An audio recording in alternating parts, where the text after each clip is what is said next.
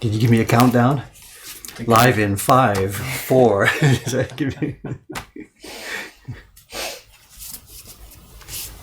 So what are we doing today? What did you tell? We're going back in time or something? What did you say? Here we are. It's November 2017. The 3rd floor of the Asakusa building. This is a replay. We could have done that. Just taken an old Twitch stream and played it. Nobody would know the difference, you know? Yeah, we could have just put an overlay of me just standing. Yeah, that's right, in the corner. So, we could have got busy downstairs and just let this thing run by itself, you know, a replay from last November. Was it November or October? I can't remember.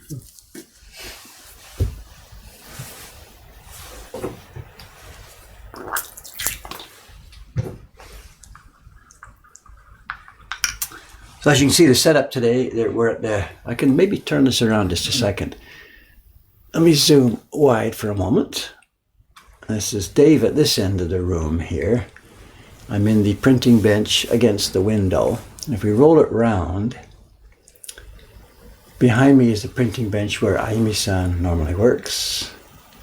That's the printing bench where Suga-san works. And if the camera will go far enough, I hope it'll go far enough. Yeah, you can just about see me. I can't see where we are. Yeah. This is Ishikawa-san's printing bench. If she's watching this morning, she's going to think, "What? Get out of my space!" So the 4 benches. So William's on my right at Ishikawa-san's bench, and I'm in the free bench, whatever, you know, the one that's used by everybody off and on. So. Jolly Green Titan saying, if there's going to be more L's, make Will print them. No, because Dave wants to sell these prints. Okay, I wasn't going to say that actually, but okay. So Jed's asking how the lumberyard was yesterday. The homework place. Yeah, it was good. Yeah. We got a good idea of what the materials are. I used the word lumberyard, but what was it actually like? Well, it's like it's like a home, like a I don't know.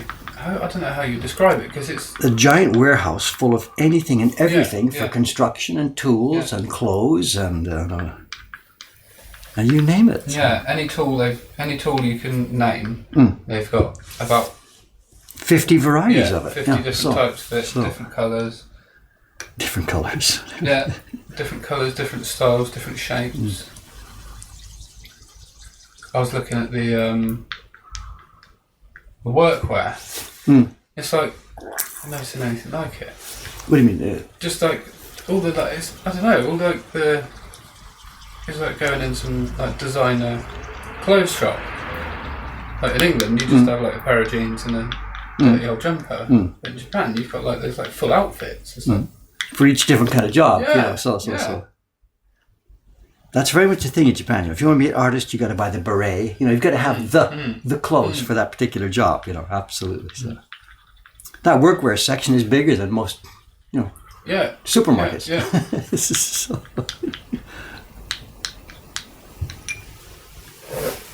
Someone's asking what my knuckle tattoos say. They don't say anything. They're just Runes. I've got an anchor, number 4, an ace of spades, and a lightning bolt. But is there a meaning here? What's that? Not particularly. He chose them or you chose them? So the number 4 is the only one that's got any real meaning. The rest of them were just spontaneous impulses. You asked him to put that on? Or Yeah.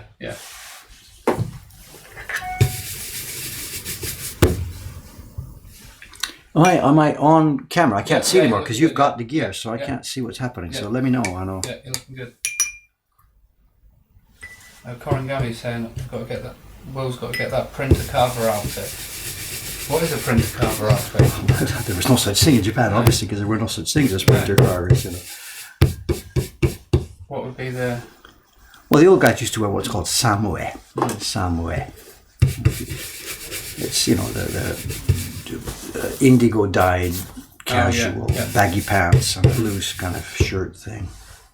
And then in summer they wore nothing, just a fundoshi, like a jockstrap kind of thing. Yeah, I don't think you're going to see me sat in a jockstrap. And the girls won't go along with it in summer. I've asked them time and time again, let's go traditional, and they won't have anything to do with it. But even when I came here, I don't know, like what is it, 1980, early 1980s, I visited a couple of the printers, and one day I was visiting one of the printers. I guess I can't say his name because this is a bad story. I go up the stairs. I'm supposed to be there like 11:30 or something. I go up the stairs, and they're doing their last half hour's work before lunch. And he's in one corner of the room printing. His son is in the bench next to him. His son would be about 25 or something. And the guy's wife is over there on the other corner. They're busy, so his wife is joined in to do simple printing. And her kimono thing is open at the front, and she has nothing underneath. And this is like, I'm back in 1870, and she doesn't care. And I'm sitting next to the guy. The way he put me, come sit down the road. So I'm sitting, looking across his bench at his wife on the other side of the room, and she's printing ju ju ju ju blah blah blah blah blah blah blah blah, and they couldn't care less. And after a while, it gets near 12. He says, "Okay, here, go get lunch." She gets up to go get lunch, and she ties her stuff back together and gets up and goes start to make lunch for us. Wow. And this is the early 1980s. Yeah. I think I've time slipped 100 years. Yeah.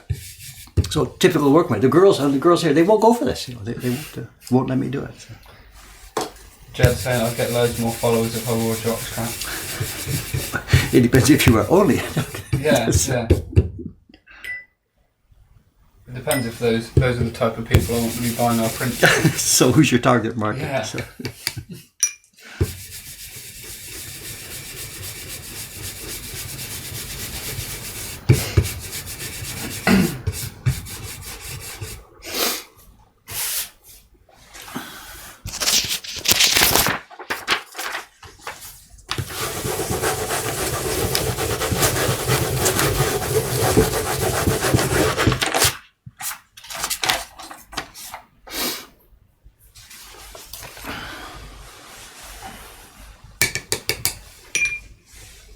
I do apologise if I keep looking over and not focusing too much. You want to watch what's going on? Yeah, Top secret. Yeah. No.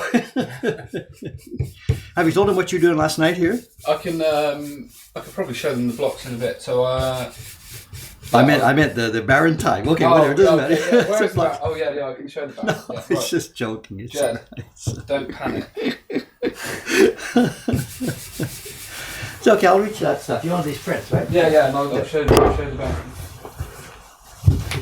Where's are we going to show the? No, it's up to you. Whatever. You know, I mean, my work is just going to be steady boring work here. So whatever you wish. We'll show the. Here's your show and tell bits. There's your stuff. Here's Ayumi sounds. There's the blocks are within reach here. I'm trying not to pop this. Blocks there. Or pass it to me and I'll put it on the other camera. You know, whatever. Where's the key block for yesterday's print? It's behind the bench. Stand. Okay. All right. So if you need them on the larger camera, whatever, just Okay. Okay, there you go. Yeah. So last night was my first attempt at learning to tie barons. Which one shall I show? I'll show Gortal-san. It's up to you. So you take it. So this baron's come from the baron maker. This is what he tied himself. What a baron, nicely tied baron should look like. And then we have my one. Everybody's got to start somewhere. Well, this is my second attempt. And it's really, really hard. Really hard. I don't know how well I can describe as we're sat here. You can actually, I don't know, William. You can pop your screen a bit larger. You know, if you just click onto where you are in the window, get a red border on it. Yeah. You can pull it up. Oh, I see. See what I mean? Yeah, I won't cover the. Yeah, it's up to you. You can, Yeah, there we go.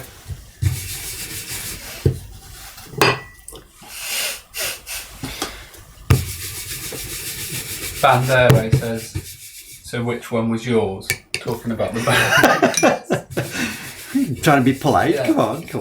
So I can probably show better on my one. So when you're tying it, you have the leaf is open and you cut your section out. And as you're tying, you're holding each side down like this, and then you fold each corner around, and you've got holes and holes and holes and holes and holes. get to that size, and then you're holding with your thumb. Let's move the mic a bit closer. I've got the mic stuck in front of my face, but you're the one that's talking, so let's move it over. Yeah, that's there. right. Yeah. Is that better? Yeah. So the aim is to have these lovely little folds and twists all the way around that are tucking under nicely. And then when you look underneath Baron, that the handle, the cord, will be parallel to each line and dead in the centre. And as with most things to do with Japanese woodblock printmaking, it sounds very simple, and then you try it, and it's anything but. But I don't know. Are you blaming Japan for something here? No. I'm saying it's a simple craft, and it's very well. It's a low tech. Yeah. That's what I mean. Touch. We get that's my point. Yeah. So yeah, I cost it. How much are these bamboo skins a piece? How much did I cost? The practice ones you used last night, it's about 1,000 or 1,200 yen. So, and the good ones we're now using for go to sell, they're 2,500 yen. Yeah. So I cost Dave my. I'm not eating tonight now to pay for that. They got the wasted bamboo. They think you're joking. Oh, that's nice. King Kennedy says my Baron has heart. Oh well, if we could go on heart alone and no skill, then we'd have no problems.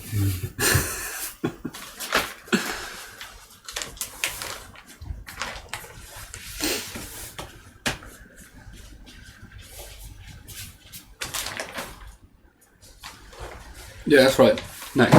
Nexus says simple concept, difficult execution. Yeah, that's probably. I guess so. Yeah.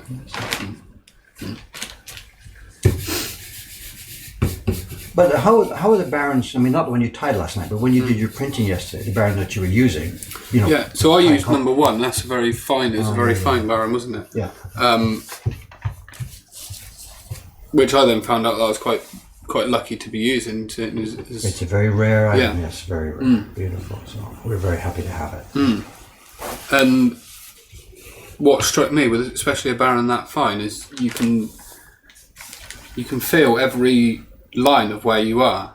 So you can feel the outside border of the print, you can feel where the pressure is going at each point and where you have to shift and alter your hand.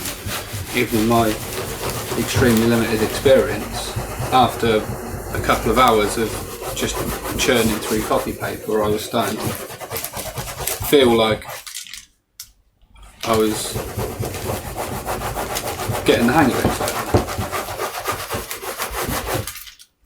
Now Jed's asking what's the schedule on the first floor today. So today, after we finish the stream, I'll be making up my cutting list and drawing up a definitive plan for the browser bins. The browser bins, yeah. And then at some point this afternoon we'll be making a trip out to the home store again and first shopping. Yeah, first shopping trip, and Dave's on. I'm on toilet duty. Yeah, toilet duty. Which means knocking out, deconstructing the old toilet. So rebuilding it. It's just too cramped and too small and too just yucky. And the toilet's on a strange angle, and the waste pipe comes out in the wrong place for where we need to go. Basically, it's just too tight constricted. It's just you got to go in the room. You don't go into that room. You put it on. Yeah. Where? Yeah, you sort of have to shimmy around the corner and then.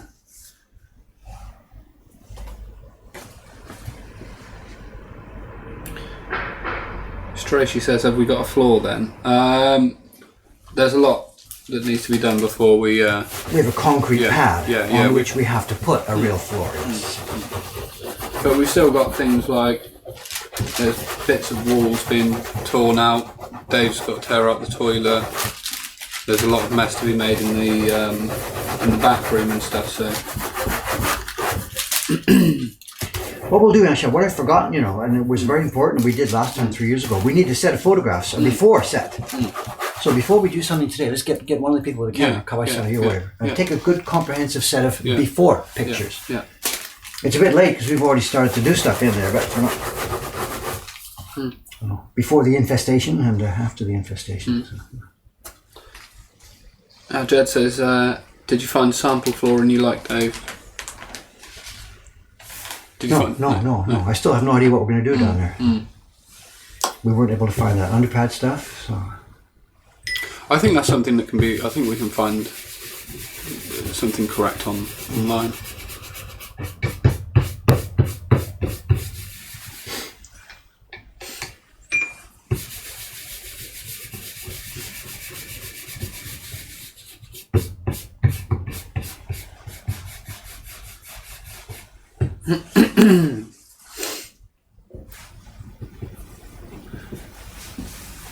I could probably show what I was doing last. Yeah, the printing. time. You mean, yeah. So yesterday afternoon I started doing just it's only how many have I got? 18. So I just started doing some tests on one of the old doy hanger blocks. I'm going to turn this light so I can see it. That print's not in the shop yet. No. But my one certainly won't be in the shop. Can I show the finished print? Sure, on whatever. string? Yeah, we're not under it. Yeah. And Amy-san been doing the batch of them, hasn't she? Yeah, she's in her last few days here now. So this is the finished print. This isn't mine. This is Amy-san. I should have just said it's mine. So that's the finished print. What it will look like. And so I was just getting to grips with the key blocks, the registration marks. Anyone else who's seen any of the doy hanger videos will know that these old blocks, the registrations can be a bit temperamental, and it's a lot of work to really hit that same point in the registration mark each time. But I think after about 100 sheets of copy paper, I think I started to get a feel for it, and later on today we'll find out how well I got it. Can I interject? When William was starting this yesterday, because we've done this set of blocks before, and because we know the colour blocks have been adjusted many times, the registration marks on the colour blocks are really difficult to use, and they're, like William said, temperamental. So because it's confusing for the colour blocks, it's really, really, really important that you have a good solid base to start from. So in other words, the key blocks absolutely have to be printed perfectly. So it's sort of I'm not testing William, but what I meant was to make sure we're ready to go forward to the next step of doing the colour blocks. Try taking any given key block and printing it twice. We don't do this in the real work, but print the key block once, put it away, and just to make sure you know what you're doing, print it again twice. And a number of the ones that he printed, if I can say so, came out a little bit blurred. So he tried to print the key block twice and it was blurred. And that tells you that you're not accurate enough. Because if you've got a blurred key block impression, then those key blocks are all different, and you're lost when you move forward to the colours. So I don't know how well it's going to show on screen. So that was one of my earlier attempts. You can see the doubled up lines, and almost looks like an old 3D image. So the point being, if that's the level you're at as far as registration, there's no point in moving forward to the colour blocks. So. And then this one is and then here is one of my later ones where it's still not absolutely perfect, but it's getting there. I think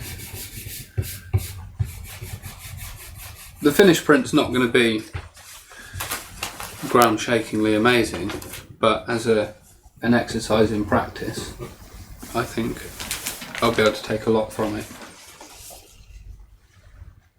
I hope. We hear talking to some of the older printers that, quote, in the old days, whatever that means, is that any delicate work in the shop, the master did the key block. And then passed over for the colours. then being that you know every one of those is absolutely registered in absolutely the perfect way. And then any misregistration from there on in, you know it's the color block that's wrong. You know. Yeah. So the key has to be, well, that's why they call it the key block. You know, it's key. It's absolutely critical.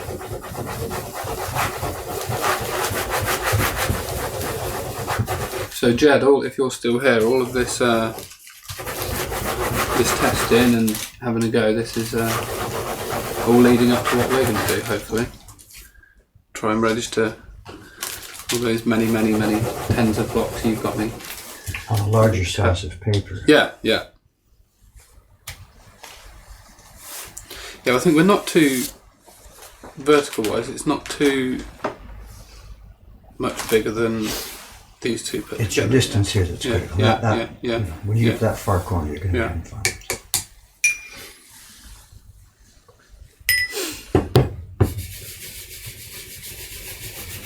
Well, I don't know. I'll try and find. Where's one of the? I think it's the. Which block is it? It's got. Yeah, because some of these blocks have got like tape holding in parts of a registration mark, and you see the split on the end of that one. Look at that. You see the split right now. This one. That's the one I fixed, is it? Can I throw it over? Yeah, that's yeah. that's Oh yeah. fix at Oh the wow. end. So. Wow. You didn't even notice. It's invisible. Yeah. You did such a good job. I didn't even see.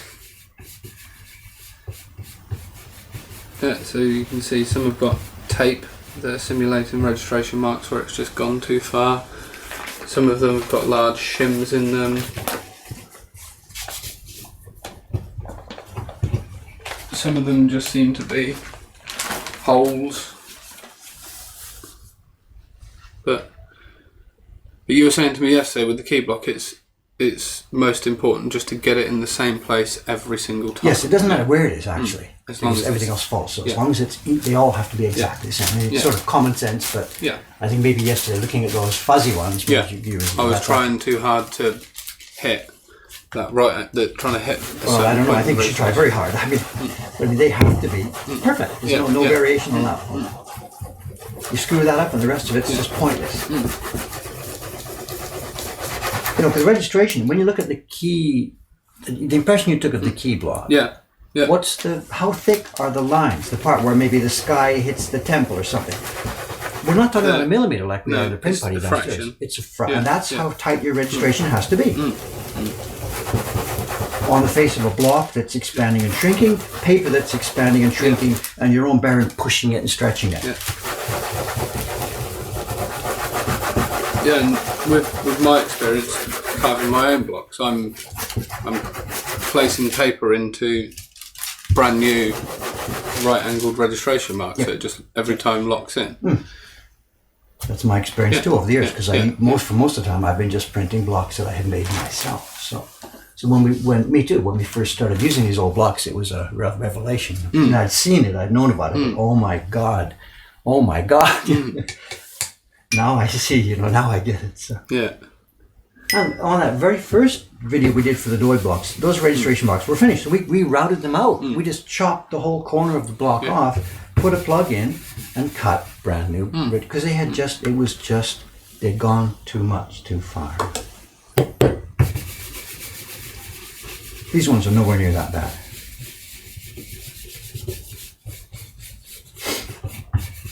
I've got 18 attempts to make one good one. So. Well, how's our stream today? Is it steady? Yeah, we've dropped some frames, but there doesn't seem to have been any mention in the chat about... we have dropped quite a lot, but I haven't seen that we're using CPUs at 13%, but we haven't gone red on the OBS manager.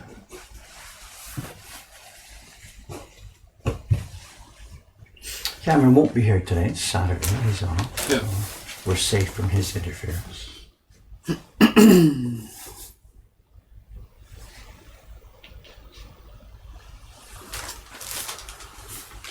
Okay. John Becker says... Hi, John. He says we're seeing drop frames. Are we like static jumping then, or is it still smooth? Is it just in and out every so often then?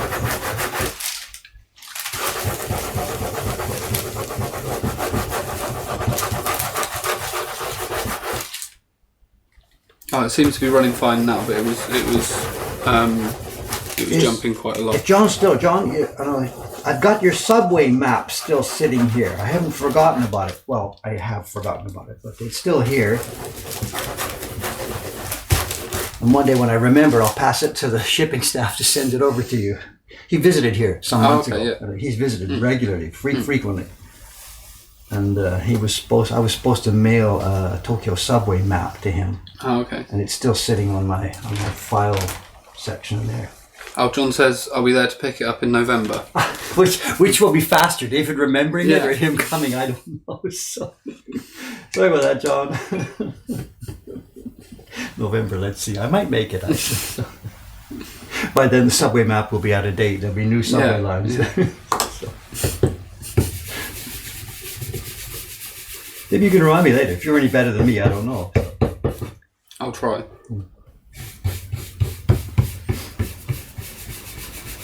I have to set reminders in my phone to remind me to look at the reminders. Myself.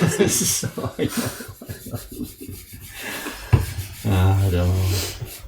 It's supposed to be better now that Cameron's here, but it just doesn't matter. He takes work away from me, and more just comes in.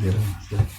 Yeah, it's like building a new room in your house, and you think, I've got all this nice space, and all your eventually everything else just works its way out into there. It's the same. Work expands to fill the time available. It's just the way it is. Last Name God says, I'll be back in Tokyo in November too. Let's grab a drink. Yes, very much so. Also, too, he's one of the people who's going to get that print. I haven't forgotten that it's happening. I haven't got around to it yet. We collected the physical addresses of the people who were supposed to get the Girl in the Water print. I just haven't actually got around to sending it out to the shipping ladies yet. I don't know, Well, they're not in either for a couple of days, are they? To the snow? No, they're snowed out right now, so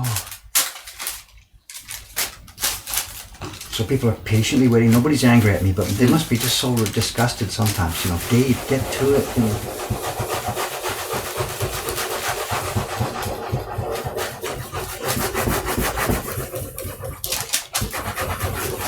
Okay, Stream. I don't know if you can help, but we just had a little spike. Pardon me? Drop. Just talking to the stream. We just had a little spike in drop frames. Are you seeing anything on your end? Is there a... Oh yeah, I forgot the webcam's massive. I'll make it. Yeah. No, it's the owls, not me. Okay.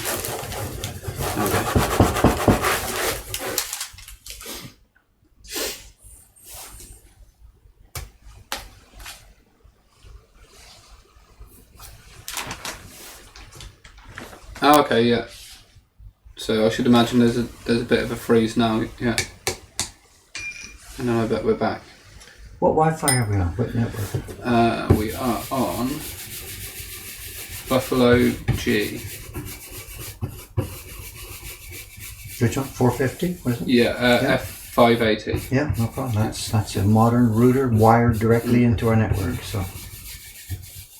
Okay, so we've gone red again. Apparently audio is fine, but we're getting little jumps and freezes. And we are dropping frames.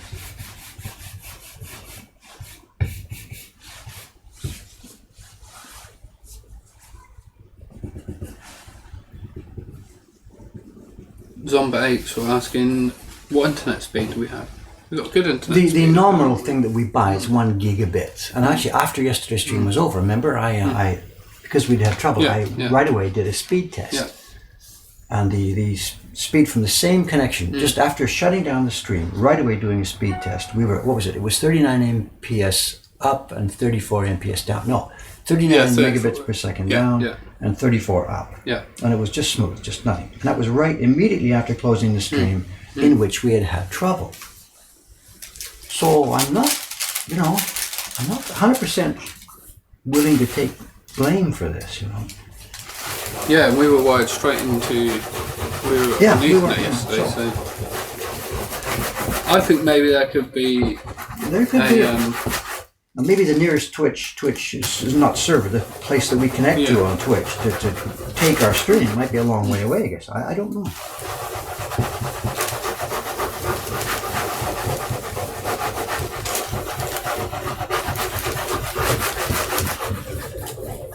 Jolly Green Titan says if we're remodelling, we could wire in some more Ethernet ports. Well, saying that, there's a fibre optic port down in the new shop, isn't there? Of course.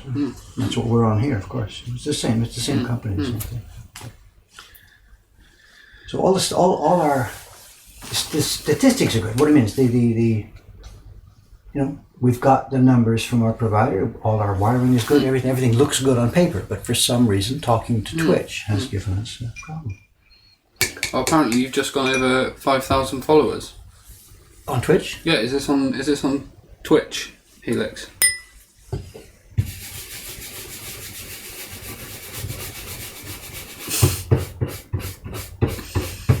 I have no idea what that's like in terms of the Twitch ecosystem. I keep hearing these numbers like this: 12 million people following some gamer at any given moment, and things like this. So we're a tiny drop in their bucket. So I don't know what that number means, in real life. I think that's quite good. I was like, 5,000 people is. Yeah, but they're not following every day. We get we get a couple of hundred people on any given day. It's the usual dozen or so people plus a random mix, I guess. I don't know. Some of the recent streams are just tying a little book together or something are not so interesting. So maybe people have tried it and said, I'm out of here. I don't know. Yeah, we're at 5,009 currently. Right. So that followers, meaning those people get the notification that whatever Japanese printmaking has gone online or something. Is that right? Is that what it means to be a follower? I think so, yeah.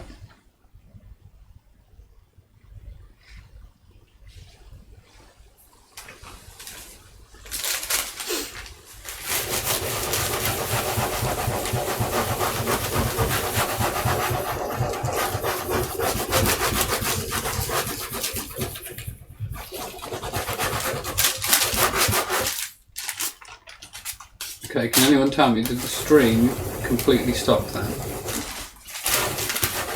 Because we were down at 0 kbs. Yeah, big freeze. I'm going to try and keep monitoring it here and letting you lot know each time it's looking like there's going to be a drop. Tell you what, as an experiment, go up to the Chrome browser and close all the other tabs except Twitch. Go up to the monitor just above where you are. It's screen 6. Yeah. And leave the Twitch, of course, because we'll just close all the other tabs. Yeah. Safari is closed. My own software is closed. There's nothing else running on the machine now. Let me just run through the desktops. No, that's Express. Got into email programs, nothing on 3. 4 is just sticky, so that's not anything. 5 is nothing. 6 is just Twitch. 7 is nothing. 8. Right, so we're clear, right? Yeah. 9 is the stream. Okay. Alright, now KBS has gone back up nice and high, but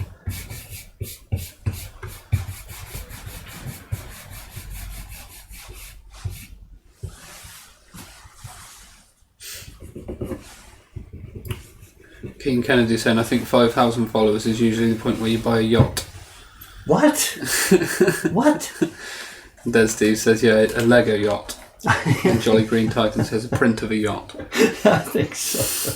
A print of an owl sitting on the mast of a yacht. Yeah. Okay. Okay, our KBS looks fairly stable now. CPU is still quite high.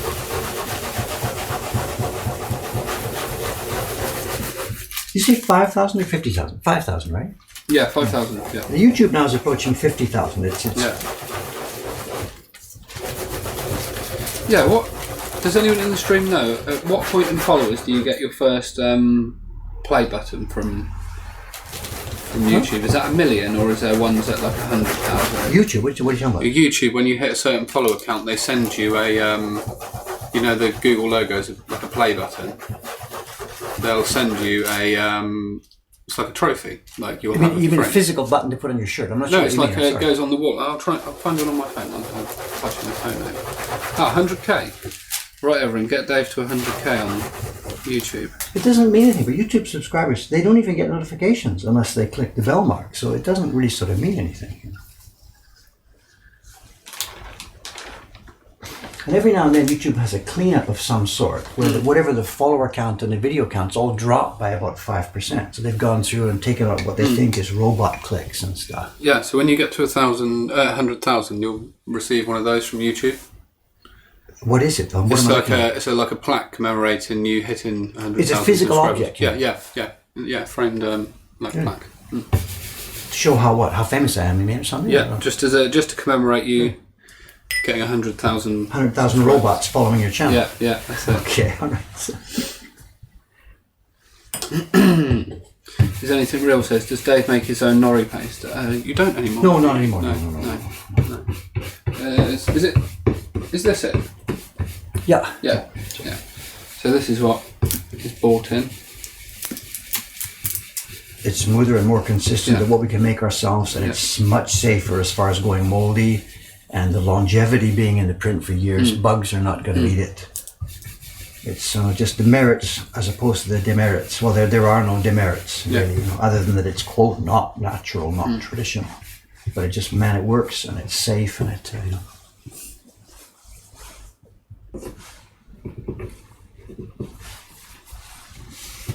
I don't know anybody in town now who would make their own. No, and I use, because I wouldn't ship that over. I use there's a shop in Oxford that sells the glue for the shoji screens. In what format? Shoji, similar to this. It's called shoji nori. That's what this is. That's what it says on the front. Okay. Yeah, that's what I use. But I can only get it in small pots. Those are the characters for shoji. That says shoji nori. Oh, okay.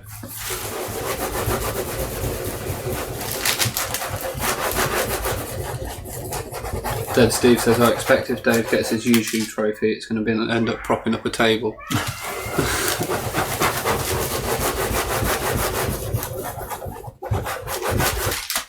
Remember, I also don't run ads on our YouTube videos now, so YouTube may just send below the radar, or they're, with a freeloader, or I don't know, no idea. So we get no ad revenue, we get no Twitch revenue, we get none of that stuff. We don't play with those things. I feel that if you were to decide to monetize your videos, and the website or whatever, that YouTube, it's 10,000 pages on the website. But you would benefit a lot from YouTube's algorithm for their ad-friendly content. I suppose it would benefit, but at what price? Everybody who watches is faced with all those stupid ads in their face all the time. Benefit for me? We're doing fine. Yeah, more money, whatever. I mean, part of that was part of the rationale for the Patreon project. We will keep our videos free and uncluttered and ad-free. So X% of the viewers are actually really nice people that are helping all the rest to get the ad free. Yeah, I was only talking hypothetically, just as to what. There are ads actually. I did it years ago, about 10 years ago, on one section of the website. I think on about 10 of the pages in the encyclopedia. I opened a Google AdSense account or whatever it's called and put ads as an experiment on 10 pages in the encyclopedia. And they're still there. I probably should take it down. I guess it was an experiment that I forgot about and it still runs. So there is a check comes into our account automatically from Google. It's about $100 and it happens about every 4 or 5 months. Oh, okay. And I think there's 10 or 15 pages. I forget what I did that are quote monetized. You probably have to hunt to find them. I don't even know where they are, but they're in the encyclopedia somewhere. Yeah, that's right. Cool Hand Ukulele says it blows my mind some of these pro gamers on Twitch are making around 100 grand a month from Twitch subscriptions alone. Well, as an experienced old man, I would sure hope those boys are putting some of that in the bank, because I can't imagine that's going to be. It's like an athlete, you know. Yeah. You know, while you're still on the sports field, put that stuff in the bank, because you're not going to be there for much longer. But maybe I'm wrong. Maybe they will be there till they're my age doing that. I have no idea. Yeah, is that sustainable? I don't know. That's what I think about, because trends fluctuate, come and go so fast that you have to think at some point the YouTube community and someone is going to come along with a product that betters what YouTube and Twitch are offering. There's two ways to think about that. That always somebody can come along and blow away these old established companies, no matter how old and established they are. And the other point of view is, no, these guys have entrenched and established. They were the first to market, and now there's no room for the new people to get in. Both arguments. I don't know which one is more viable. I mean, other companies have tried to do the video, of course. I mean, Facebook has tried to become a video company. They're trying to become a streaming company. So I don't know. But if I had that kind of income, I wouldn't bet on it continuing. I would bank as much as I could. And Jolly Green Giant says, "What does Dave need to get partnered on Twitch?" Well, I think if Dave wanted to, they've already said. I think the now, second or third day they sent the first one. You can now become an affiliate. I think it was. Yeah. And then a few weeks back or a month back, they sent the message, "How you are now ready for partner status. Please click here to apply and get rolling." You know. So I think from Twitch's point of view, we've hit whatever target they wanted. Yeah. I think it's not so much to do with the amount of people that watch your streams. I think it's more the regularity. Yes, it was the letter that said so. I think it said you've streamed X hours in the last 2 months, and that qualifies you. I don't know the exact. But it's I think it's hitting a certain view showing that I can keep it stable. Yeah.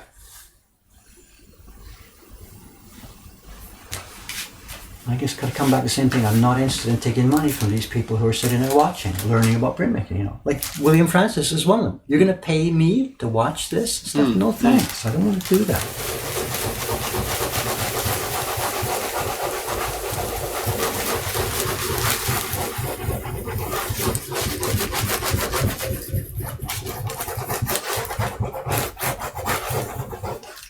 Has Ishikawa-san got some more of this paper rolled up there on top? Is there any sheets you can see? Sorry, stream, I'm getting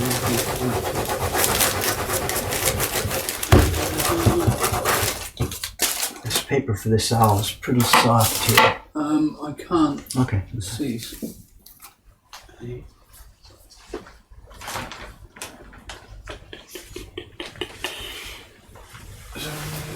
I think there's some. No, I see some on there. Yeah, I'll get. Hang on a second.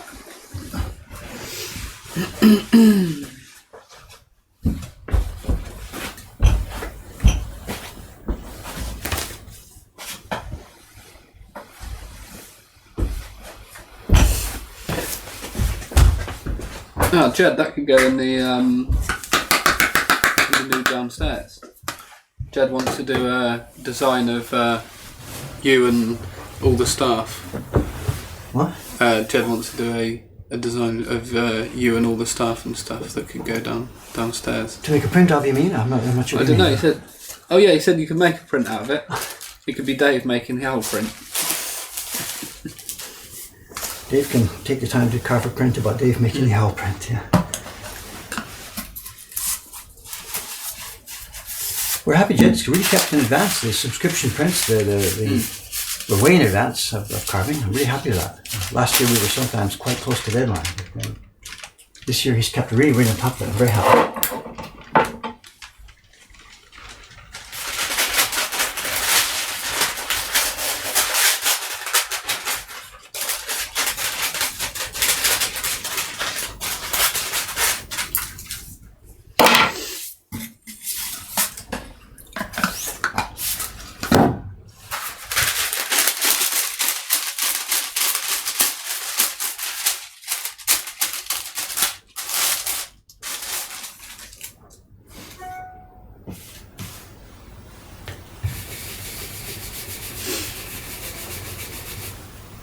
Everyone seems to be on board with the print of Dave making the owl print, and The staff member. Everybody's on board. Who's going to make it?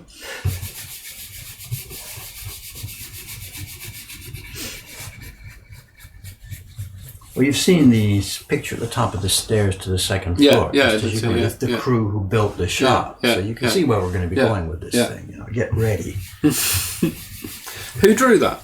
It's a company down the street. It's a caricature company. Oh, it's a tourist shop. People stop there and get their faces caricatured. So.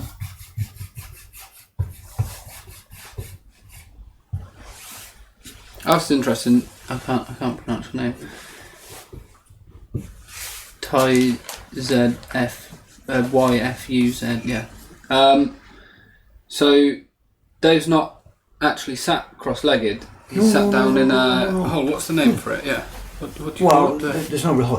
We have this kotatsu, which is a low living room table, and a hori kotatsu, carved kotatsu, cut out kotatsu. Exactly. So I'm not at a kotatsu, but so it would be a hori. There's no real word for it, you know. Yeah. So it's basically it's like a hole in the floor with a base with a warm mat in there, a little heater in there, and a pad that you're sat on, and you slide forward and backwards to get closer and farther away from the printing bench, and then you see the bench that Dave's using, that also slides. So this also, the whole unit slides front and back. I can't get it up farther than this. But there's a shelf at the back of it for pigments and stuff for when we're using a wider piece of wood. This all slides out. I can go back and get it. I'm in a hole in the floor here, and I'm sitting on a thing which is actually removable. So there's our hole in the floor, you know. And sometimes for big, heavier jobs, we put a shim at the back of this to put that up. Yeah. So it puts my body falling forward.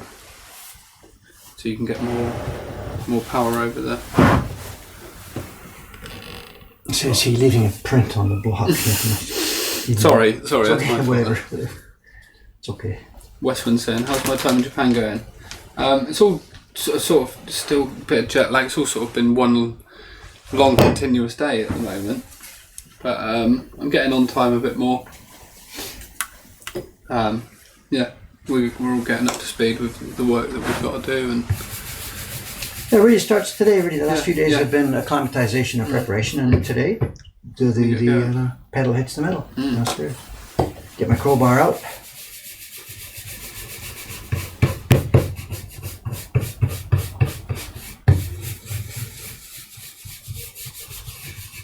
But I'm also supposed to be doing a YouTube video. You know, the next video, it's all in the can. The Ukiyo Heroes book production video, part 2. So when I get a bit too tired of breaking the toilet today, I'm gonna go and make a video. Go and edit this video.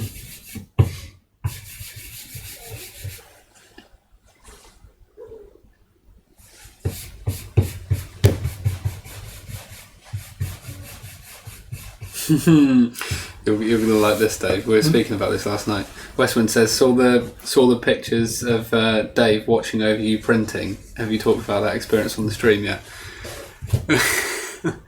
Well, I wasn't watching over the printing. I came over to see, hey, what's going on? You know, just take a picture together. But Cameron caught it at the exact moment. I am not William's teacher here. You know, I'm not the guru passing on my knowledge. You know, he doesn't need me. He's doing fine by himself. He's going to get lots of benefit from hanging out with these girls up here and watching what they're doing. You know, but absolutely, he is not here to be my acolyte. Absolutely, he's a partner printer. You know. That's less experienced than me, we all know that. So he's not here to be taught how to do it all by Dave, absolutely no. And I don't think it's necessarily a case of needing to. Like, if I need advice, I know you'll give me any advice on the question that I might have. But with some, especially the printing, you can't just sit and talk about it. You've got to just the only thing I can do is sit like I did yesterday for hours and hours and just churn through paper and pigment, and we can't teach this job. Just you've got to work it out yourself, because everyone's different and everyone's body moves in a different way, and everyone thinks and reacts to something differently. So you can't just say there's one right. This is the way that it happens. Well, no, but I mean there is. What do I do? How do I do this? How I make the paper moist. We talked about it yesterday. Yeah. Even with the words we use. How I make the paper wet, please. No, that's not the way to do it. Make the paper soft. That sort of stuff. Yeah. Yeah, and as you said before, it's a high touch thing. You don't understand until you touch the paper. So, like, I understand now that what I was doing, how I was treating my paper was I was thinking of it as being damp. So it was always on that. I was always fighting it being having a bit too much moisture in it. Whereas that paper yesterday that David had, in quote marks, dampened the paper for me, moistened the paper. Did I do that? Yeah, that's right. I sat down and showed you how to do it and to get it, and I just ended up doing it. Yeah. And so it was, when I came to use it yesterday, it was lovely and soft, and it was, and this paper is just night and day compared to what I've been using.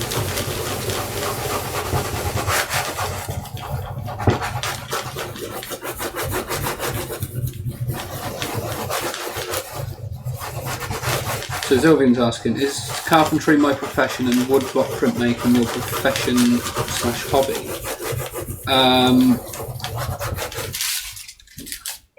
If you currently define profession by how much money you got from it, or I don't make any money from either, but it's up to you then. Over to you. I'm a carpenter. That's what I work with my father if he's still in the stream at the minute. And then every evening until I go to bed, I sit and carve and print and watch the stream and do what I can to try and get more of an understanding. But your goal then is to get to the point where you're doing this for a living. You're making an income from this stuff. Yeah, that is my goal. I've got specific targets in my head that I would like to reach. All right, then, can I toss in one thing though? The thing that quite frequently older people or whatever would end up saying to younger people. My dad, he was a musician. When I was a teenager, I wanted to be a musician. I loved playing that thing, that flute, and that sort of stuff. And he said, well, don't do it as a job. Just if you really like doing it, just stick to it as a hobby. Go and get some other kind of job. Because if it becomes your profession, it's not fun anymore. It's not pleasure anymore. We hear this sort of thing all the time. And my dad specifically said that to me. I never did make it as a musician, but you roll the clock forward 10, 20 years, and here I am, like printing and stuff was my hobby. Clearly, I was working in a music shop to make a living and making woodblock prints as a hobby and enjoying it. And then I made that move to try and make it my profession/business/ whatever. And that same advice, he didn't say anything at that point, but the same advice was ringing in the air. If you love doing it, just do it as a hobby. Don't turn it into your job. And here I am now, 30 more years onwards, I'm doing it as a job. Have I lost the enjoyment? Well, I think the answer is pretty clear. I haven't. So is that because I'm lucky, or is there a sweet spot in there, or what should that be good advice for people? I think it's something to always keep in mind. I've got to think from my point of view, right, have I got at this point in time, right, everything's fun and it's new and it's learning and stuff. Is there the longevity in do I love it enough? Do I love making these prints and learning and keep progressing enough to do it as a job? And I do. Yeah, there's nothing else that I. Okay. Well, to get back to what my dad's point of view was, his experience was he had enjoyed music as a youth, but now that he'd been doing it professionally for 20, 30 years, whatever, it had no longer become fun. Now, my printing actually still is fun after that time. What's the difference? And one key difference, I think, is that I work by myself. I choose what I want to do. I direct my work in my own way. As a professional musician, he sat by the phone. They called him for a gig. You got to go tonight with that particular dance band. He said, oh my God, I got to sit next to that asshole again. So he had to work within a framework that he had no control over. He wasn't really playing the music he wanted to play. So that might be a key difference. If you've got something you really love and you want to make it your job, really think carefully if you're going to be able to control what you're going to be able to do. And look, I'm saying this retroactively. That might be a very, very key thing, And Sylvian also asks, would you be in Japan now if Dave did not stream daily? I don't know. That's quite a tough question.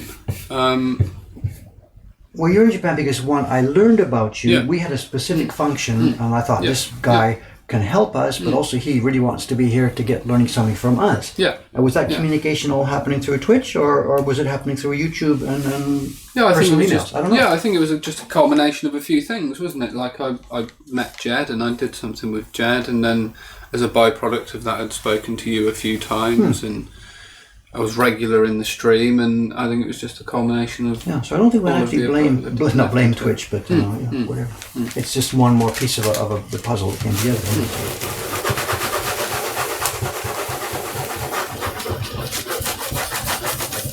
Jed's asking, will I have access to any of that good paper for our project? That is the idea, Jed. Yeah. Before I leave, I would like to.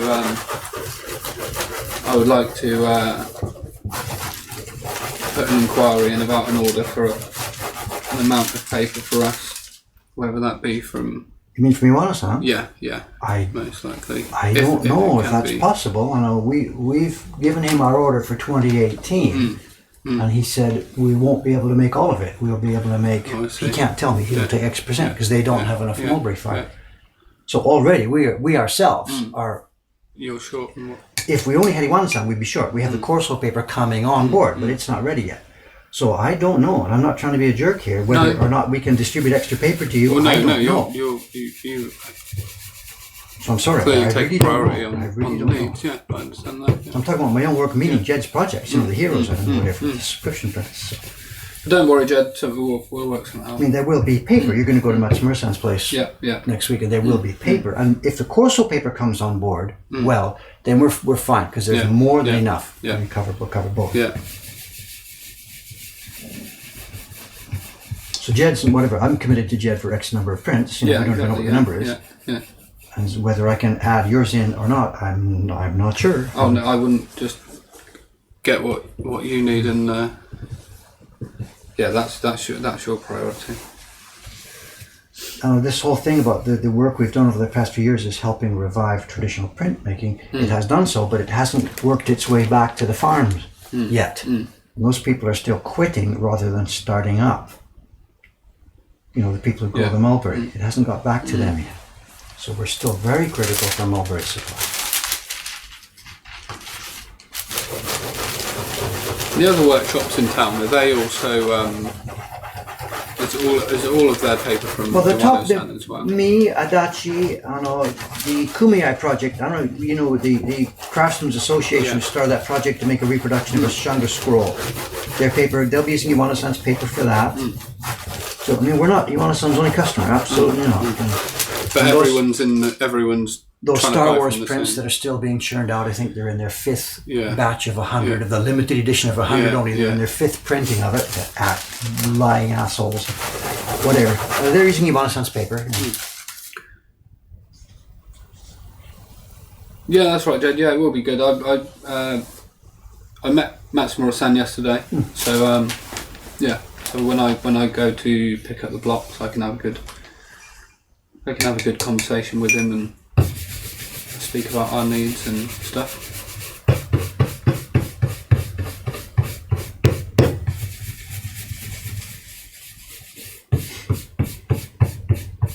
A lot depends on the Corso paper, how this works out. I've got about a couple of sheets I should be putting in here. Okay, yeah. But the meeting was productive the other day, wasn't it? Yes, but the meeting is productive in terms of the questions are all open on the table and we don't know the answers. That's he's a super cool guy. He's open. There's no hostility. They're on board. They want to do this. It's just how do we make the particular kind of paper. His coffee filters. His coffee filters. So he's got other irons in the fire. He can't just drop all of his the way he's making a living and do my project, of course. So. But this paper, it looks like the actual look of it. It looks very nice. Yes, I'm very happy with it. The girls here are not. I think it's simply my experience allows me to get around it. They don't have enough experience yet to know how to print, so they're really nervous. If you were starting someone from zero, and they'd only use that paper, would they run into the same issues as, say, someone that's been trained for the last 5 years? Good question. I don't know. So like a new printer could just get up to speed because that's all they've ever known? No, because it's not just the printing; it's how we size it and the whole thing. Yeah. So we haven't. I still haven't figured out how to do the sizing on that one. So no, I don't know. It's really, really quite different.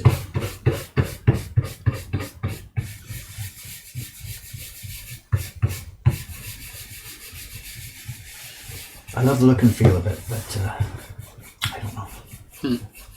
Susan struggled, really mightily struggled with it.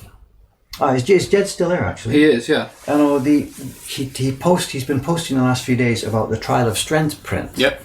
And the first batch went to him, I forget what, a couple of weeks ago, when he's done the signing and sealing and sent to the Kickstarter backers, which I believe is fulfilled now. So he's opening them for normal sale. Yep. And he mentioned on that promo, I think it was yesterday, he said, we're still weeks away from the next batch being done. Susan will be finishing those Monday morning. Actually, they're finished now. She will be putting her name. That she was finishing last night? Yeah. So all that's left is for the name embossing. So that happens Monday. They'll be name embossed and dried on Monday. So they'll be out of here maybe Monday night or Tuesday on their way to Jed. And we need to know how many he wants. How many do you want, Jed? Now we will be adding ourselves a batch for 15 or so for signing royalties to come back into the shop. But I don't know. Jed's asking what this paper is. This is, sorry, what's the paper maker? That's Corso. I know. Well, we're not really talking about it publicly. But the new man who's coming on board for us. Yeah, this is the new paper that they've invested. Jed said, send me all of them, I'll send you back some signed ones. And then he said, 20. Pardon me? I think for the number of prints that he wanted. I think she's made about 50. I'm not sure exactly how many are there. So, and we will ask maybe to sign maybe 15 or so to come back into the shop. Okay. I'm sorry. What's the question? All he said was send me all of them. I'll send you back some signed ones. Oh, and he'll buy the rest, you mean? Oh, whatever. I assume so. And then he wrote, 20. So I'm not quite sure. Okay, all right, okay. Yeah, we'll send 20 for his stock and 15 for our stock, and then the rest will sit here till the next time. And Jed's now asking, is the Corso paper going okay? No, not yet. It's not in production. It's still in testing. We haven't yet sold a print with it, and we're not ready to sell any prints with it. It's not ready. It's just quite different still.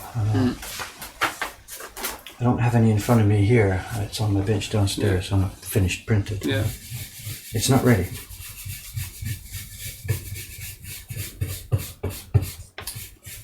And I'm not sure if we'll be using it for the Hero series because it's such a different color and tone from Iwana-san's paper. So I don't want half the series to look different with a different physical color. So for the moment, we're going to be using it, as it comes on board. We're using it for single prints. Things like this owl, maybe. Yeah. Which are not part of a specific series. Yeah, I don't know if it'll show on the string. Can I show the colour difference? Can you see the colour difference between the two? Yeah. So this is the new stuff, and then this is the Iwana-san's. You can see.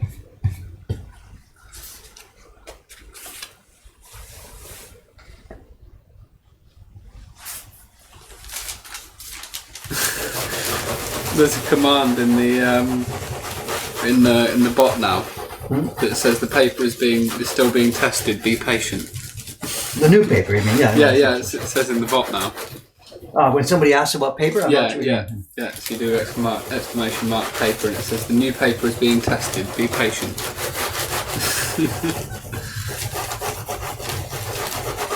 Yeah. So the colour difference in the paper is that there's no. It hasn't been bleached. The new guy, Sawaki-san, he's using the natural mulberry. Yeah. And the mulberry gets cooked in like a soda ash, quite an alkali thing, to separate it up and to pull out all the tannins or something. I don't even know what with the system. And then in the old days, it was just used just like that for making paper. In the 20th century, it became sort of funky or needy to have the paper more white than it was before. And the Iwamoto-san does that with two ways. One is he bleaches it. He physically, chemically bleaches it, which well, everybody has asked, please don't do this. He says he's not doing it, but my God, look at it. It's bare bleached white. You can see it. He says, no, it's sun bleached because they're out on the boards in the sun. And I'm sorry, whatever, I shouldn't keep quiet. Anyway, so it's bleached, but also he's added clay to it. And this is something else that became common from maybe around the end of the Meiji period, Taisho, I'm not sure exactly when it started. They had this, what they call kaolin. It's some kind of white clay. And it goes into the tub. And it gets mixed with the mulberry fibers. And it ends up, the paper being quite a smooth, nicely calendared surface if it's done properly. Now, it wasn't done that way in the old days, and it was done that way all through the 20th century. And when me and Sawaki-san talked about the kind of paper we want, it's not that we're sort of romantics. We want to make paper like it was in the 1750s or something. That might not be such a good goal. We want paper sort of as natural and as untainted. So he's absolutely not bleaching it. Absolutely. Yeah. He doesn't want to do that, and I don't want to do that. So and this we're not, isn't at this even... point, we're not adding the clay. And that's why the girls here are having trouble with this. Yeah. Because the mulberry fiber net is quite open. Yeah. And when you first put water on to moisten it, the water goes and disappears. Like a blotting paper. And they're like, what? Where'd the water go? What do I do now? Do I put more on? You know. And then the same with the pigments. The pigments go in and disappear. Not disappear, but they go in and they're so it ends up being a much lighter feeling. So when I did that sample, I did it on stream, I think, a while back when I was testing his. When I did the first testing of his, I used the girl image. I ended up printing twice. So this is what we sort of figured out. We can't do all of our printing twice. You know, you double our printing time. That's not right. So we have to figure out how to get the correct pigment density. So the balance of how we size it, how we moisten it, what level of pigment we put on the blocks. And it may be that we might have to go back to him and say, look, we just cannot figure out how to make this work. Let's get X% clay back into this mix. That clay, does that also attribute to not having paper tear from the block as well? Because I noticed in the stream you had a certain degree of I don't know. That I think is more how the sizing is worked. Because the natural paper itself, no matter how it's made, it's soft and fluffy. Have you seen any that isn't sized yet? I mean, I don't know. No, I haven't. No, not yet. You have a touch. It's almost like a Kleenex type stuff that comes out of the box. It's I do think I felt some of the thin stuff when he was here the other day. Maybe, if I can't remember. And you put that down a block and rub it, and that's it. It just dissolves into a pulp. You know. So. Where am I in terms of time today? What's our schedule here today? 5 o'clock here. So we're at 9:07 now. Pardon me? 9:07. Right, so I can finish this current batch here. Right, okay, good.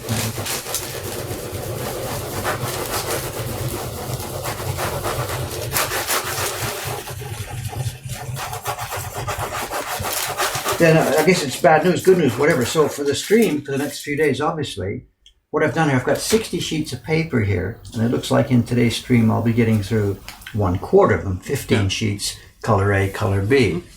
So the next 3 days streaming might be, owls.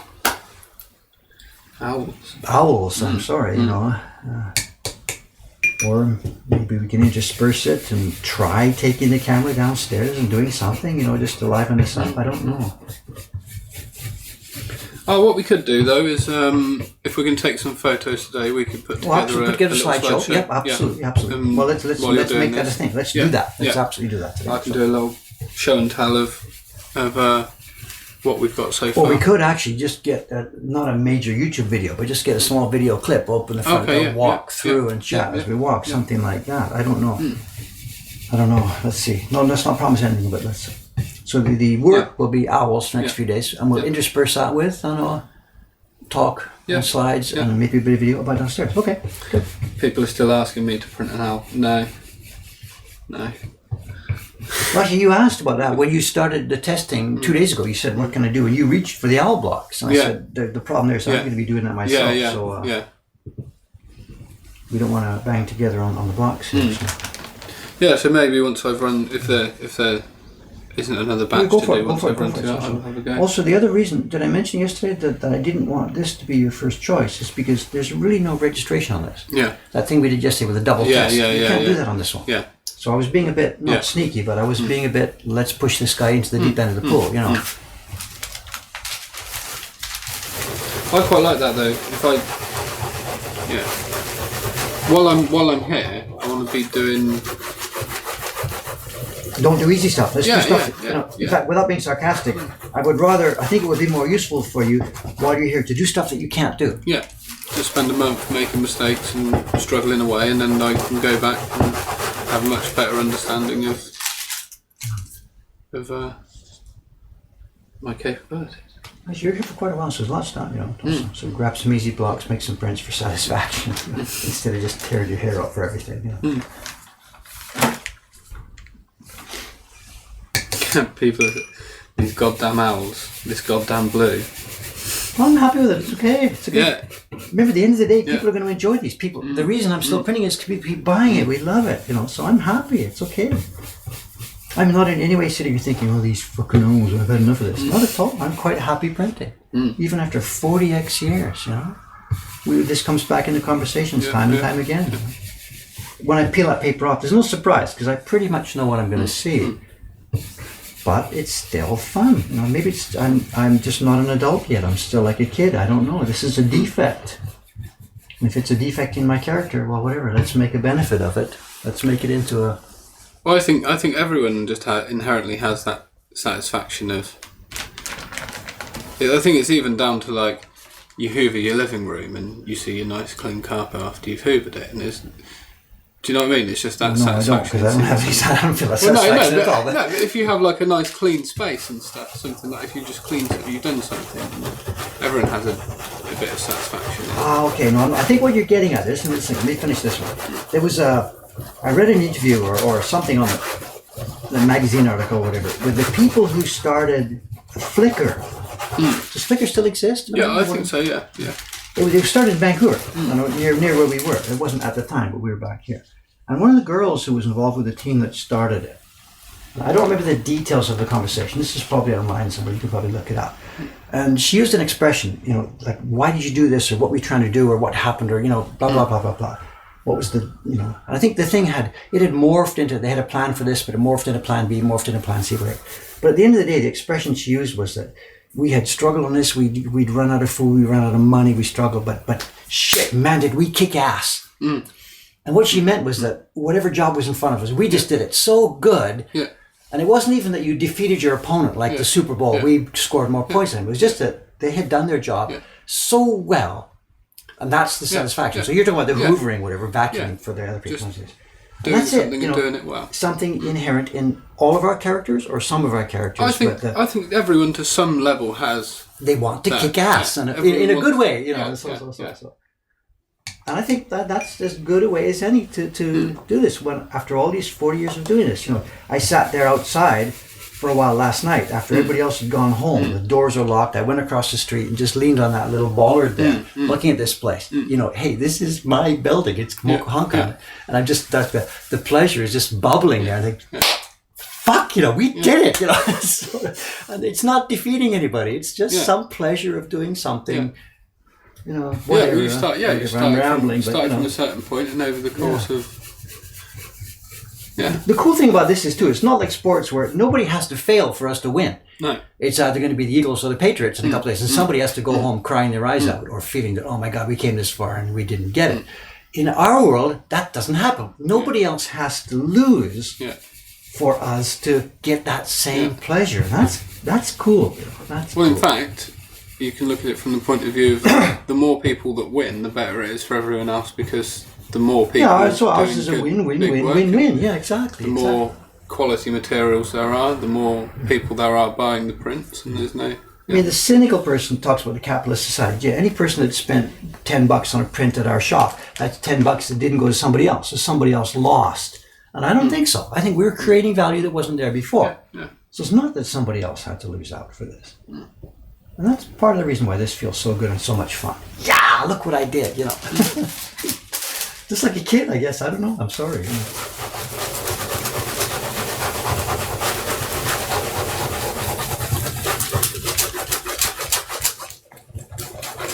Now, the last name God, are you getting inspired then? Pardon me? The last name God says, I'm painting at the moment. This is a huge keep it up kind of thing.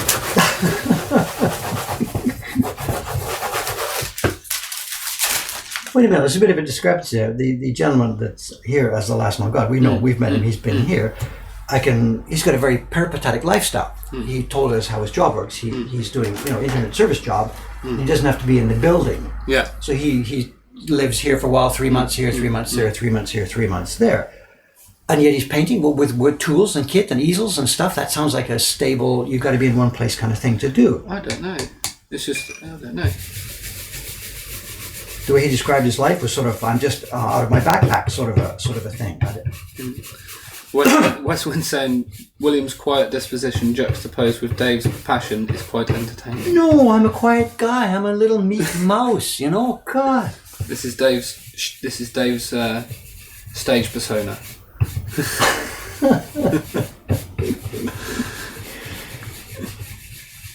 I got in trouble yesterday. I don't know if you saw it. Those visitors we had yesterday. One of them, the last boy, the young boy, the big boy with the big deep voice. He's Tetsui's son. He's done some printing for us in the past. I like him so much. He's such a cool guy. He's a very careful printer. And we'd love to have him here, but he has obligations. He trained and grew up in the Craftsmen's Association over there downtown. And they're giving lots of work. He's doing Star Wars prints this week. And so we'd like to have him. And I was standing here just laughing as I said so. Get over here. Wouldn't you rather work in a room full of young girls like this? And we pay well, and we're using good paper instead of that crap shit paper that other publishers giving you. And Ariama-san said, just Dave, be quiet. You can't say stuff like this. Be quiet, be quiet. And I'm laughing, and Tetsuya-san's laughing, and he's not quite so comfortable because I'm saying stuff that you're not supposed to say. I'm insulting his employer. Whatever. I'm insulting him because what are you doing, wasting your time printing those stupid blah blah blah prints? Everybody in the room's going like, Dave, don't do this. I think it's okay because I'm being happy and enthusiastic about it, But maybe they're right. I don't know. This is Japan, Yeah. And some of the things, if you had transcribed what I said and put it in cold type, oh boy, am I in trouble now because of what I said, But that's what they're worried about, Yeah. Well, that's fairly similar to what you had mentioned to me last night about Asuka-san. Asuka-san was saying to you about...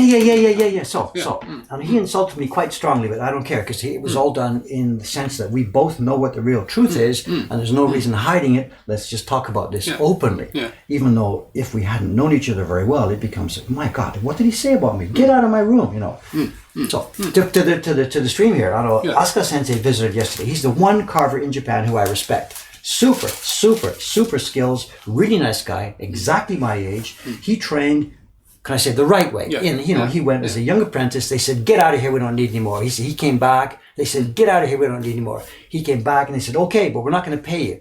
He said, I don't care, I want to do this. And he delivered noodles like from 6 o'clock to 9 o'clock every night and went to that workshop. And he was there for 7 years and they never paid him once. Wow. He watched the other guys carve. They threw some blocks at him. He did the work. He worked for them for 7 years without once being paid. And then he said at some point, I don't even know how this happened. The guy said, it's kind of working out, isn't it? Yeah, all right, okay.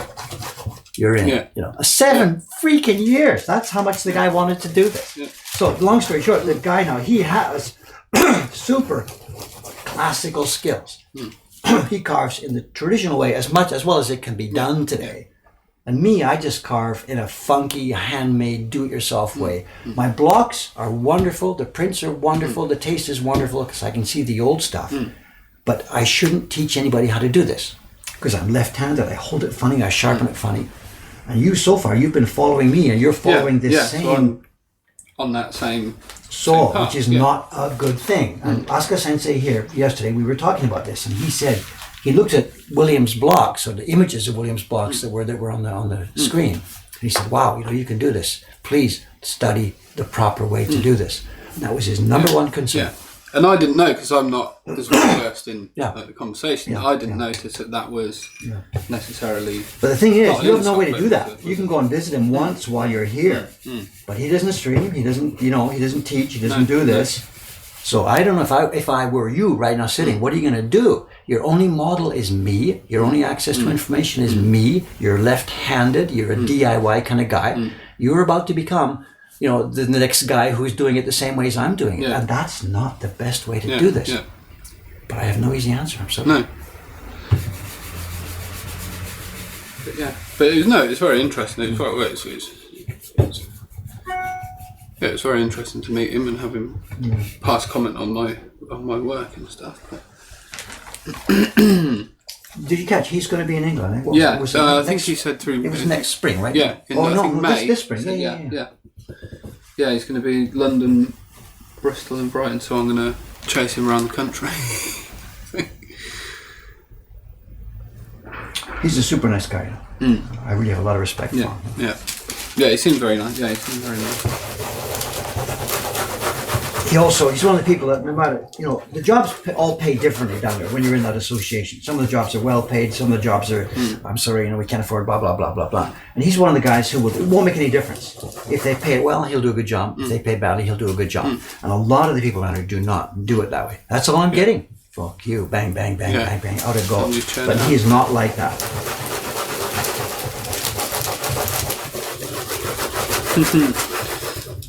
There's another comment you're not going to like here. Dave Kibara says the bull style of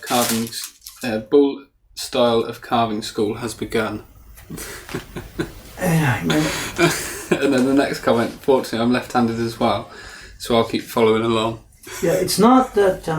Okay, a couple of things in the carving. Both left-handers and right-handers can do this. Yeah.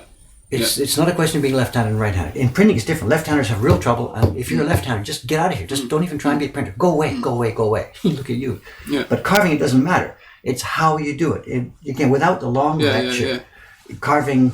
I don't have a knife here. Whatever. This is a carving knife. Carving under your nose is not a good way to do it. They don't do it that way. They carve over the back of their hand, looking down over their hand. It's the simplest way to describe it too. There's a million details about this, but that's the biggest difference. And under your nose is no good, no good, no good. When I first picked up a knife, I just bought the first knife I could buy, which was a right-handed knife. Which was, I think I found a left-handed knife. I think I did buy a left-handed knife, and I started carving that way. And I was under your nose? The proper way. Really? And then you saw my videos. I thought I'm doing this wrong. So then I bought myself a right-handed knife. What can I say? Go back in time. Like I said, at my age now, 66, I can't start again. There's just no way. Yeah. But you're just at the beginning. So really, the sensible advice is do it the right way. Even though it means for the next few months you're going to go back in time and your work's going to be crap and no good. Man, oh man. This is what Chonsan's done, He's left-handed too. Yeah. He's doing it the right way with Asuka Sensei. When he started, was he... Yes, he followed my videos. Yes. He got over here and straight away I took it together because this guy is so good and because I'm not worried about this, so I don't care about my ego can handle this. I took him over there and said, look at this. Asuka Sensei said, where'd you get those blocks? He said, I carved them. Asuka Sensei, his eyes light up and me and him right there. We can see the next person, So that's it. We turn him over to Asuka Sensei. He goes over there once a week to chat and talk and watch and carve. He is not my pupil. He is Asuka Sensei's pupil. And that's the way it should be. And you, I don't know. I can't say I'm worried about you, but it's up to you. But there's two paths. Yeah, I'm in a different position as it's not as easily accessible for me to. No. And that's the thing that's sitting there. Okay, Asuka Sensei's open. He doesn't do video. He doesn't do whatever. But he's not secretive. So if somebody who could communicate with him, somebody who knows about how this carving works, somebody who had the time to go over there for a few weeks to interview him and video everything he's doing, interview him talking to his students, interview him showing step A, step B, step C, step D, step E, put it in video, put it up on YouTube. So at least that method is documented and up there. Yeah. And he's cool with this. He doesn't want money. He doesn't care about it. Who's the person to do this? I can. You could learn forever from something like that. You could learn forever. Yes. My stuff is being documented. So the wrong way is being documented. You're laughing. I'm not laughing. Whatever. I don't know if I shouldn't really be thinking about it. This is interesting. Jolly says, if the end result is good, does it really matter? Or because I'm struggling. He doesn't struggle. Effective? If we had my level of vision plus his level of skill, oh my God, you would not believe the prints we can make. Absolutely. It does matter. It does matter. It does matter. I think you said to me before that if you had been classically trained or carved the classical way when you first started, that you would have there's another level that you could absolutely. you could have reached. The best prints I've made, when you put them side by side in the shop compared to that stuff, I am not there yet. I'm nowhere near it yet. And people look at just me, it's, oh my God, he's wonderful. This is such fabulous work. But I see the old stuff. You know, I know my favorite. Is that just inherently in the movements now that you have in carving the way you do? Is there a certain wall that you will Yes and reach? no. I know the bigger factor though is the way I spend my time. Remember those old models we're looking at, those were just carvers who started young, strict master, didn't get paid shit. And worked just as a carver. And I'm printing, I'm video, I'm sitting here talking to you, so of course. So it's a question of me, I'm not that much of a super genius that I can spread myself this thin and still be that good. It doesn't happen. So I'm at my limit, of course, obviously. So yeah, if I had trained classically and if I had focused and just been a carver, then absolutely, I can say this without ego at all, I would have been one of the best carvers on this planet since the day one. Yes, absolutely. I haven't reached that stage because of those two things. But then you look back on, like you've been mentioning more and more, all of what you've achieved isn't just in the blocks and that you've carved and the prints that you've made. There's a new stage in your career in terms of spreading the word about this thing. Of course. And it's working. We have now. And the old carvers did none of that. So I'm doing things that they didn't do. So in balance, I'm quite happy with myself. There's no problem there. When you talk about that one strict point, would I have been able to do better work? Yes, absolutely. I would have been able to do better work. Okay, what do you got? I got 2 sheets of paper left here. We've got 4 minutes, so All right, 2 sheets of paper, and then we're going to have to wrap this up. Yeah. Tomorrow's stream, maybe just sort of a reprise of today's stream. I'll be sitting here doing the next 15 hours while you chat, and we'll show pictures and stuff about what we did today. I don't know. Yeah. What day of the week is this today? Today's Saturday, right?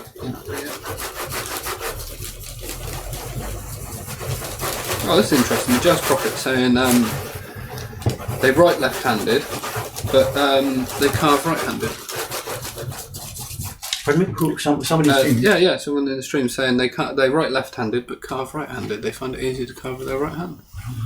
Me, I can't do anything at all the other way around. Nothing. No, I can't. I kick left, I sleep left, I do everything left. I can't. I'm left-handed almost to a disability.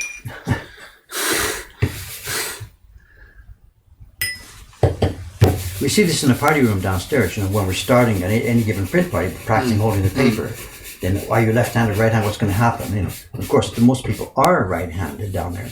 But every now and then we get somebody, I'm not quite sure. When they're an adult and we ask them, what you left? I don't know. What does that mean? Yeah. So we do get that sometimes. For people my age, we see in the print party room, we see very few people my generation, my age, who are left-handed. Because back then it was common to switch them over. You didn't let them run. My mother is left-handed, but at school she was forced. Allowed to, so she's now ambidextrous, or she can't really write left-handed, but general day-to-day things, but she... So her body wants to be left-handed, but she was forced to train how to write the other way around. Okay. I've just... The one memory I've got of primary school and writing was we had... so you started on writing with a pencil and then you'd move up to like a handwriting pen and stuff like that once your handwriting got better and better and better. And you'll know that being left-handed, you write with a pencil and you just smudge everything as you're writing it. So I spent the entire of my school life just writing with a pencil. I was the only left-handed person in my class. And I don't know. I mean, mine, not to sort of pull this old age rank feel, but for me, pencils were not a problem. That was easy. The problem was we had these, even at the earliest, I still have the memory, there was a round hole in the desk with an ink well in it, and you've got this thing, it wasn't a scratch quill pen, but you put your cartridge pen in there, squirt up the ink, and then where you go right. So it's a nib pen. Yeah. You want to have fun with a pencil, you try working with a nib pen. Did you have to turn your paper like an odd angle? I don't specifically remember. I remember being bad at it, and I guess both. You try and write like this under the line, then you try and go around on top of the line. Anything to avoid splashing across the line. So I didn't do it. I didn't do my homework. I wasn't a good student. I didn't drop out, but oh God, it was just school. I just hated school so much. I remember this, you're in a class and you look up the clock and it's like 9:50. The class is going to finish at 10, whatever. Your teacher drones on. You look up the clock and it's 9:51. What? That minute hand is frozen. It just won't move, you know. Chatting with my daughter years later, Fumi-chan, she said, Dad, I know exactly what you mean. It was just like that for me, you know. So, okay, that's the 15 sheets are done. We have our first, the base for 15 more owls is on the way. I've done this in double impression. I haven't really explained what I'm doing. I think most of you guys sort of know what this is about. This 15 owl base is done. There's 60 sheets in this batch, so I've got a few days to do this, as long as I only do a few minutes a day. You know. If I was at this for a full day, I could finish these things in a day. What have we done? We had an hour and a half to do 15, so the back colours will be finished by the morning. Bang, bang, bang, bang, the rest are easy. So it's a day's work to do these, but it's going to be stretched out over a few days because of the way we're using our time. Last known God says Inkwell ? Then says, Dave, were you more scared of the T-Rex or saber-toothed tiger when you were a kid? Conversation closed. Shut down this stream, please. Stream gone. Okay, guys, see you tomorrow. Thank you very much. Take care. Okay, bye-bye. Bye-bye.